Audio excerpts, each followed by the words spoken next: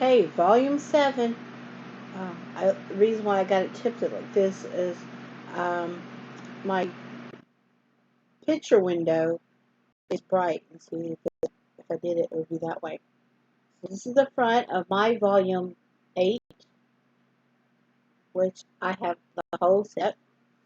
And then the back is of a carpenter working. So this could be, on the front, could be a child Jesus. We'll just run with that. Okay? Okay. Part 1, Story 5, Just in Time. Slowly the weeks passed as Mary looked forward to the day when her wonderful baby would be born. I'm sure she prayed over and over again that God would make her the best little mother that ever was. She wanted so much to be worthy of the great honor he had shown her. Then one morning there was a wild excitement in the sleepy little village of Nazareth. Roman soldiers came galloping into the marketplace. They said they had orders from the emperor in Rome. Soon everybody was running towards them, eager to find out what was going on. Boys and girls pushed through the gathering crowd to get a better view of the splendid uniforms the soldiers were wearing. "This is a decree from Caesar Augustus," cried the officer, unrolling a scroll, which he began to read. Every citizen is to make his way at once to his hometown to be registered." As the people listened, their hearts sank. They guessed this was part of a new plan to get more taxes out of them. But there was nothing they could do about it. They had to obey. Joseph was much upset because he was of the house of David. His hometown was in Bethlehem, 80 miles or so away. At the last thing he wanted to do just now was to take Mary all that way. Her baby was due any time now, and Joseph was afraid something might go wrong. Today, of course, we can travel from Nazareth to Bethlehem by car in a couple of hours. But in those days, it meant a long, tiring journey on donkey back, every over over steep mountain trails and rough, rutted roads. 3 or 4 miles an hour was the top speed. Yeah. Which meant a 4-day trip at least. And with no nice courts to stay, and no nice auto courts to stay in at night. In other words, they had to find their own way, and it'd probably be better for them they had to sleep at night outside. Joseph and Mary must have talked about it over very seriously. Should they stay in Nazareth and risk trouble with the Romans, or should they try to get to Bethlehem in time, trusting God to watch over them on the way? They decided to go to Bethlehem.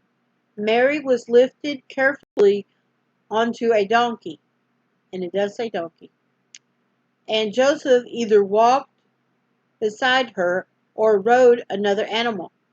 It was rough going, and no doubt many times Joseph asked, "Are you all right, Mary? Are you sure?"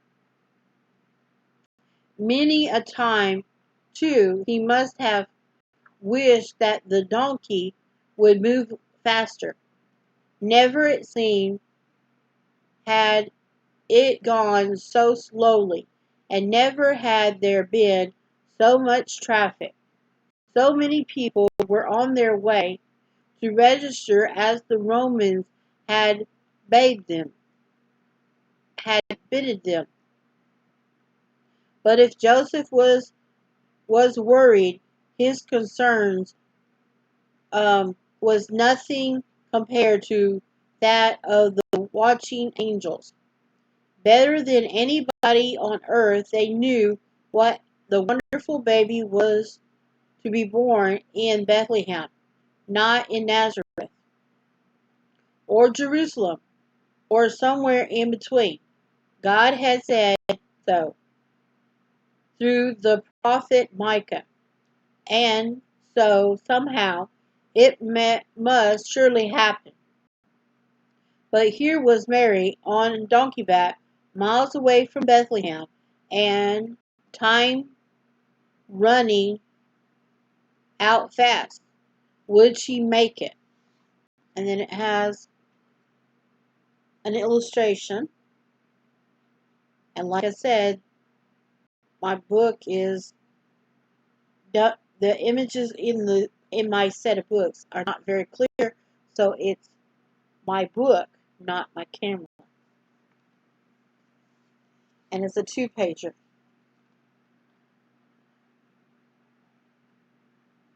And there it is.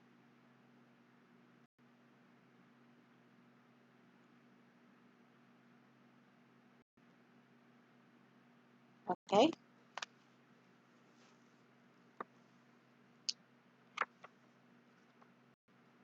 And then it says, "Oh, that donkey. Why wouldn't it go faster? How they must have wanted to get behind it and push it." You know, there's a story with a donkey in it as the main character. And I guess they used this little story for it. But let me get back to the story. Mile after weary mile, the two tired people traveled. At night, they rested as best as they could, moving on the next morning at daybreak. 2 days passed. 3 days. "Are you all right, Mary?" "I think so. I hope so. It is there much further?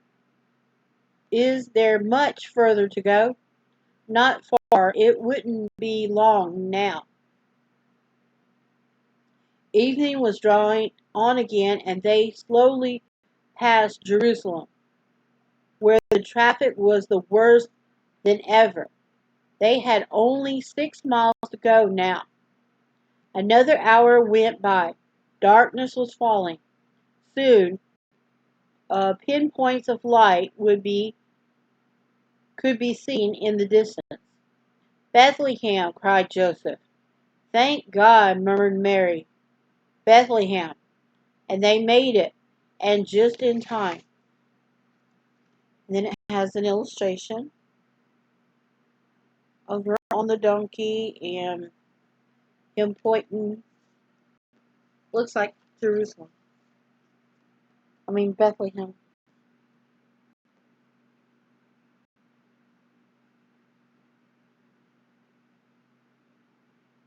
And it looks like this story is a short story.